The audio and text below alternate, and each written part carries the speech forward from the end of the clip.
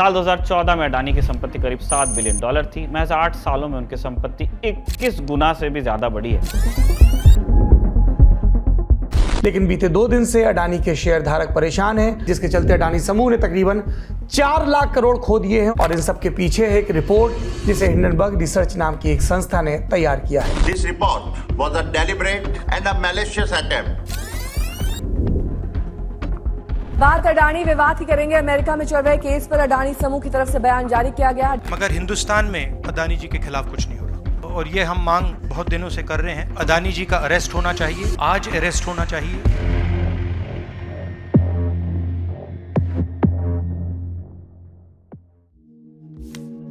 जैसे तमाम कहानियों के होते हैं, इसके भी कई सिरे हैं। एक छोर पर आरोपों का पिटारा जिसमें बंद है हिंडनबर्ग की रिपोर्ट, पराये मुल्क की अदालत में घूसखोरी का मुकदमा और सत्ताधारी पार्टी से नजदीकियों के किस्से।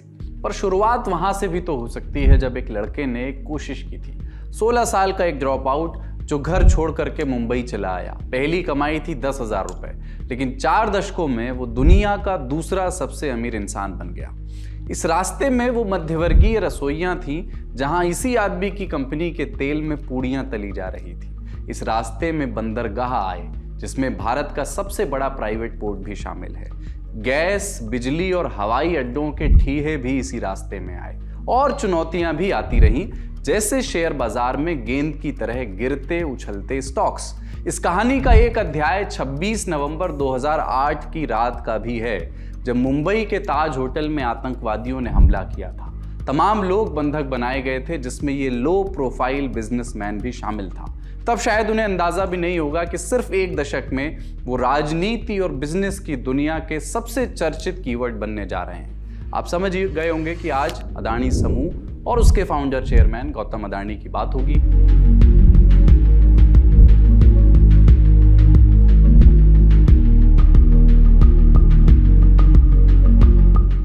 आज हम जानेंगे 2 अहम सवालों के जवाब। गौतम अडानी ने कैसे अरबों डॉलर का साम्राज्य बनाया, कैसे ये साम्राज्य खड़ा किया, और इतने बड़े उद्योगपति का फायदा या नुकसान हमें कैसे प्रभावित करता है या देश के आर्थिक हितों पर क्या असर डालता है। कुछ ग्लोबल उदाहरणों से भी समझेंगे।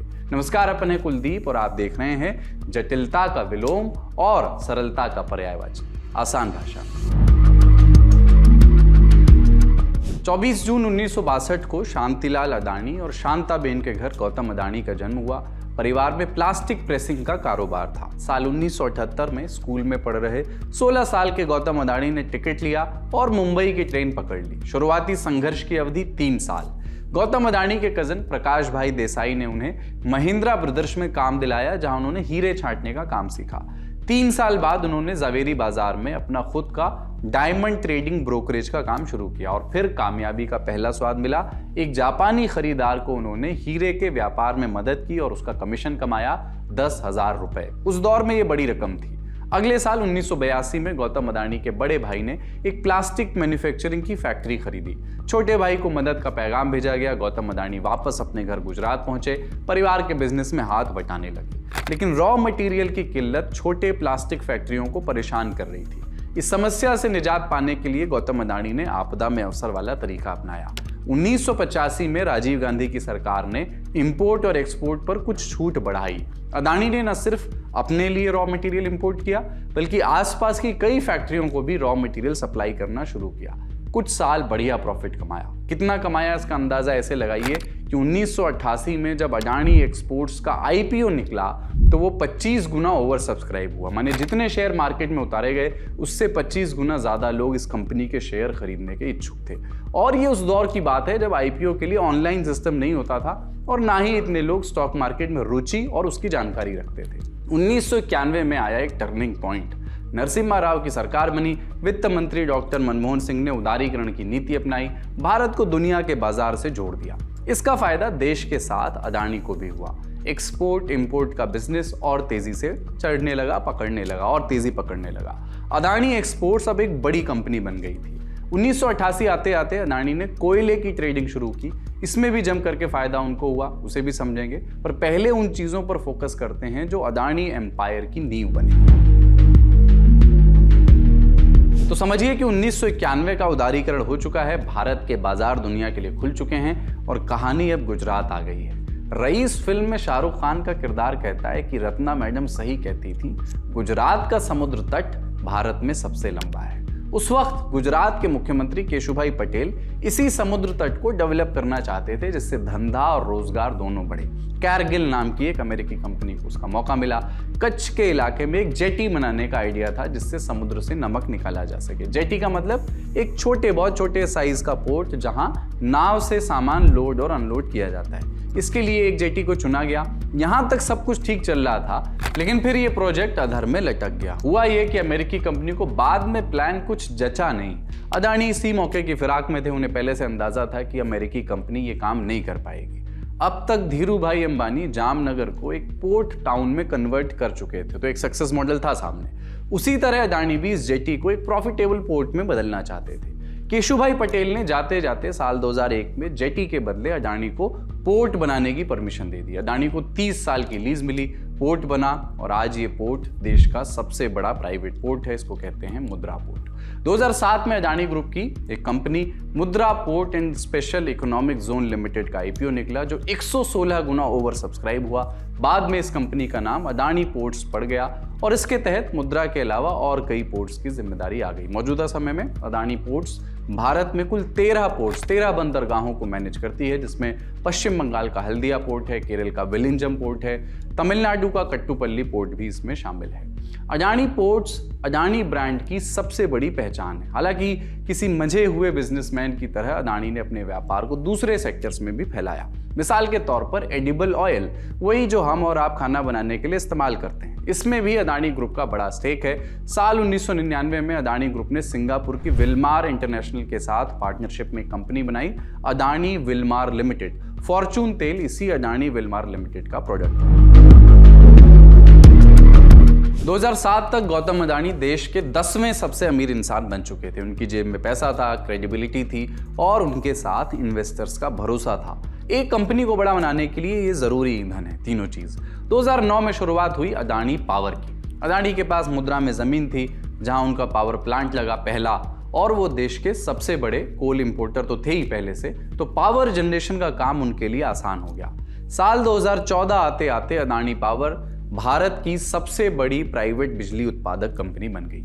इसके साथ अडानी ग्रुप को भारत में कई सारे एयरपोर्ट्स को मैनेज करने का काम मिल गया, जैसे कि मुंबई और दिल्ली के एयरपोर्ट। एयरपोर्ट्स के कंट्रोल को लेकर के कई बार अडानी समूह पर आरोप भी लगे। विपक्ष ने कहा कि सरकार से उनकी साठगांठ है, उन्हें अतिरिक्त फायदा मिला है, लेकिन ये बात कभी भी कोर्ट कचहरी से प्रमाणित नहीं हो सकी। बाद के दौर में अडानी ग्रुप ने ग्रीन एनर्जी में भी इन्वेस्ट किया। 2015-16 में नरेंद्र मोदी सरकार ने 2022 तक बड़े हाइड्रो प्रोजेक्ट से इतर 175 गीगावाट रिन्यूएबल एनर्जी प्रोड्यूस करने का टारगेट रखा। 100 गीगावाट सोलर एनर्जी का टारगेट मार्च 2023 तक रखा गया था। ये टारगेट्स अगर आप देखें तो उस समय के लिहाज से बहुत एम्बिशियस थे, लेकिन इन लक्ष्यों ने अडानी को उनकी ग्रीन एनर्जी प्लान्स के लिए फ्यूल दिया। अडानी ग्रुप के कई और देशों में भी प्रोजेक्ट्स चल रहे हैं, उन पर भी आएंगे। ये भी समझेंगे कि इन प्रोजेक्ट से या किसी भी उद्योगपति के प्रोजेक्ट से उसके देश को क्या फायदा होता है, लेकिन उसके पहले अडानी ग्रुप की कंपनियों का हाल जान लेते हैं। अडानी ग्रुप की तरक्की एमबीओ वालों के लिए केस स्टडी हो सकती है। कैसे? किसी कंपनी की परफॉर्मेंस कैसी है, इसके लिए कुछ बेसिक पैरामीटर्स देखे जाते हैं, जैसे कंपनी पर कर्ज कितना है, प्रॉफिट और सेल्स कितनी है और सालाना उसमें कितनी बढ़त हो रही है, या फिर उस कंपनी के शेयर्स कैसा परफॉर्म कर रहे हैं। इन सारे पैरामीटर्स को समझते हैं। सबसे पहले कर्ज की बात करते हैं। साल 2023-24 तक अडानी ग्रुप ने करीब 2,41,000 करोड़ रुपए का कर्ज लिया है। इन्हें दो हेड्स में आप बांट सकते हैं। पहला है लॉन्ग टर्म लोन्स, यानी कि वो लोन जिसे चुकाने की अवधि 1 साल से ज्यादा होती है। ऐसे लोन्स अक्सर कंपनियां बिजनेस बढ़ाने या किसी नए प्रोजेक्ट को शुरू करने के लिए लेती हैं। दूसरा है वर्किंग कैपिटल लोन्स, यानी वो लोन जिसे पे बैक करने की अवधि 1 साल से कम होती है, 1 साल के अंदर अंदर देना पड़ता है। इस पैसे का इस्तेमाल कंपनियां अपने रोजमर्रा के काम जैसे एम्प्लॉइज को सैलरी देने या रेंट चुकाने के लिए करती हैं और आमदनी होते ही इसको चुका देती हैं। सबसे पहले लॉन्ग टर्म लोन्स का हाल जान लेते हैं। अडानी ग्रुप के कुल कर्ज में से 92% यानी 2,22,000 करोड़ रुपए लॉन्ग टर्म लोन के फॉर्म में लिया गया कर्ज था। ये लोन अडानी ग्रुप ने किन किन अलग अलग सोर्सेस से जुटाए? सबसे ज्यादा पैसा अडानी ग्रुप ने भारतीय बैंकों से जुटाया है, तकरीबन 75,800 करोड़ रुपए। सबसे ज्यादा उधार स्टेट बैंक ऑफ इंडिया से मिला है। इसके अलावा एक्सिस बैंक, ICICI, PNB और यस बैंक ने भी बड़े लोन अमाउंट समय समय पर अडानी ग्रुप को सैंक्शन किए हैं। इसके अलावा विदेशी बैंकों ने भी करीब 61,000 करोड़ रुपए लॉन्ग टर्म लोन के फॉर्म में अडानी ग्रुप को दिए हैं। अडानी ग्रुप ने काफी बड़ा अमाउंट कैपिटल मार्केट से भी उठाया है। कैपिटल मार्केट से पैसा उठाने के लिए बॉन्ड्स इशू किए जाते हैं। बॉन्ड में पैसा भुगतान की तारीख लिखी होती है। बॉन्ड खरीदने वाले को मूल के साथ निर्धारित ब्याज भी दिया जाता है।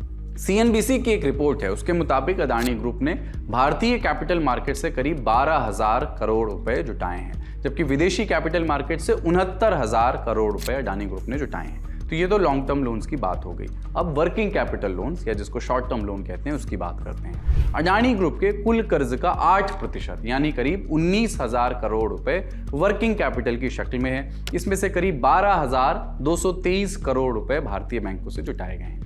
कुल मिलाकर बात यह कि अडानी ने करीब 36% पैसा भारतीय बैंकों से जमा किया है, जुटाया है, कर्ज लिया है। अगस्त 2024 में CNBC की एक रिपोर्ट छपी। इसके मुताबिक अभी तक स्टेट बैंक ऑफ इंडिया ने अडानी ग्रुप को करीब 27,000 करोड़ रुपए का कर्ज दिया है। इसके अलावा करीब 9,200 करोड़ रुपए का कर्ज एक्सिस बैंक ने दिया है। PNB ने भी अभी तक करीब 7,000 करोड़ रुपए का कर्ज दिया है। अडानी को अभी तक मिले कुल कर्ज में लगातार भारतीय बैंकों की हिस्सेदारी बढ़ रही है। बैंकों के अलावा अडानी ग्रुप ने LIC से भी 5,790 करोड़ रुपए का कर्ज लिया है। अब यहाँ एक बड़ा सवाल है, फाइनेंस का ABC समझने वाला भी पूछेगा कि अडानी ग्रुप को इतना कर्जा क्यों मिल रहा है, वो भी हालिया घटनाक्रम यानी हिंडनबर्ग रिपोर्ट और बाकी इल्जामों के बावजूद।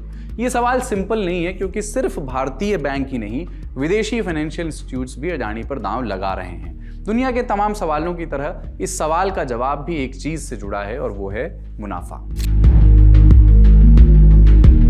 तमाम कर्जों के बावजूद इन्वेस्टर्स के लिए अडानी ग्रुप भरोसे का सौदा है। अबू धाबी और जापान के इन्वेस्टर्स, ये जो रिसेंट अमेरिका का प्रकरण हुआ उसके बाद भी अडानी ग्रुप पर दांव लगाने को तैयार हैं। तो अडानी ग्रुप का प्रॉफिट कितना है? कंपनियों का हाल जानने के लिए अक्सर 2 तरीके के प्रॉफिट कैलकुलेट किए जाते हैं। पहला है ऑपरेटिंग प्रॉफिट। सिंपल कैलकुलेशन है उसका कि साल भर में कितना खर्च हुआ और कितने की सेल हुई। साल 2013 में अडानी ग्रुप की कंपनियों का कुल ऑपरेटिंग प्रॉफिट करीब 2,500 करोड़ था। अब आप जर्नी देखिएगा, 2022 में बढ़ते हुए ये करीब 14,500 करोड़ रुपए हो गया और पिछले फाइनेंशियल ईयर में यानी 2023-24 में ये बढ़कर के करीब 83,000 करोड़ हो गया। यानी एक दशक में ऑपरेटिंग प्रॉफिट 33 गुना बढ़ गया। प्रॉफिट का दूसरा पैमाना है नेट प्रॉफिट, यानी ऑपरेटिंग प्रॉफिट से टैक्स, कर्ज की EMI जैसे खर्च घटाने के बाद जो असल बचत निकलती है उसे नेट प्रॉफिट बोलते हैं, शुद्ध मुनाफा। साल 2009 में अडानी ग्रुप का नेट प्रॉफिट करीब 500 करोड़ था, जो 2024 में 30,000 करोड़ के पार हो गया। यानी सिर्फ 15 साल में प्रॉफिट, नेट प्रॉफिट 60 गुना बढ़ गया। तो ये तो कंपनी के प्रॉफिट की बात हो गई। अब शेयर धारकों का क्या? उसके लिए समझते हैं अडानी ग्रुप के शेयर्स का हाल। अडानी ग्रुप की बड़ी कंपनियों पर नजर डालते हैं। ग्रुप की पेरेंट कंपनी अडानी एंटरप्राइजेस को जनवरी 1999 तब इसके एक शेयर का दाम था 6 रुपए। 29 नवंबर 2024 में इसके शेयर की वैल्यू 2409 रुपए भाई साहब, माने 25 साल में 39,718% की बढ़त। अडानी ग्रुप की एक और कंपनी अडानी पोर्ट्स, जिसका जिक्र हम कर रहे थे, 2007 में ये कंपनी स्टॉक मार्केट में लिस्ट हुई। महज 17 सालों में इसके शेयर का भाव 531% बढ़ गया। अगली कंपनी का उदाहरण तो और भी इंटरेस्टिंग है, अडानी ग्रीन एनर्जी लिमिटेड। ये कंपनी जून 2018 में लिस्ट हुई है, अभी जुम्मा 6 साल हुए और सिर्फ 6 साल में इसके शेयर करीब 3,967% बढ़ गए। 29 रुपए का शेयर आज 1197 रुपए का है। हालांकि 2 महीने पहले इस शेयर की वैल्यू 1800 से भी ज्यादा थी। हाल फिलहाल में ये थोड़ा गिर गया। बहरहाल ये हालत तब है जब हिंडनबर्ग की 2 रिपोर्ट्स में अडानी पर मैनिपुलेशन इत्यादि के आरोप लगाए गए और अमेरिका वाला प्रकरण अभी चल ही रहा है। कंपनी के शेयर तुलनात्मक रूप से अब भी मजबूत हैं। इस मजबूती के पीछे कारण क्या है?